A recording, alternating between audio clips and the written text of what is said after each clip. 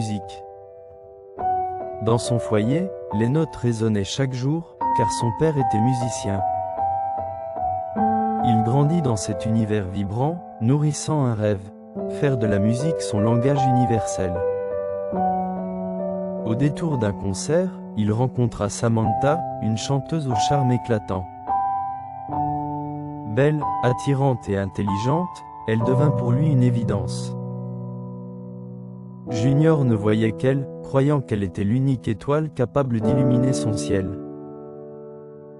Sa passion pour elle était telle qu'il décida de voyager dans un autre pays pour jouer sa musique. Mais même loin, son cœur restait attaché à Samantha. Chaque note qu'il jouait portait son nom, chaque mélodie était une déclaration silencieuse. Lors d'un retour imprévu, Junior déposa un bouquet de fleurs dans la chambre de Samantha, accompagné d'un mot simple mais puissant, « Love, je t'aime ». Ce geste était un test de sincérité, car c'était en réalité un ami de Junior qui avait apporté les fleurs. Samantha, surprise, répondit qu'elle les avait achetées elle-même. Elle ne savait pas que Junior cherchait à éprouver son sérieux. Ce mensonge, léger en apparence, allait pourtant devenir une fissure dans leur relation. 5 mois plus tard, Junior revint et lui demanda la vérité. Samantha resta évasive. Alors, Junior décida de pousser le test plus loin. Il parla à James, un ami, et lui confia la mission de séduire Samantha. James s'approcha de Samantha, et elle accepta de partager des moments avec lui. Son téléphone se remplit de messages, preuve d'une complicité nouvelle. Junior, en silence, observait et attendait le moment de vérité.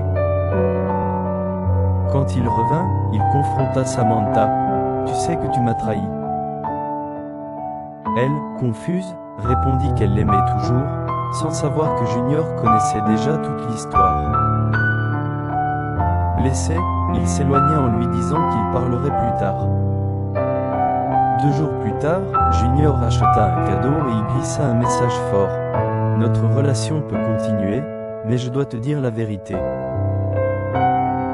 James, avec qui tu étais, est mon ami, tout comme celui qui t'a donné le bouquet de fleurs. »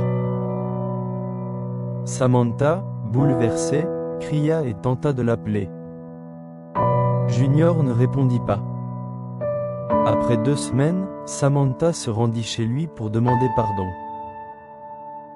Mais Junior refusa de la recevoir. Elle resta traumatisée, inconsolable, comprenant trop tard que l'homme qui avait cru en elle seul avait choisi de tourner la page. À suivre.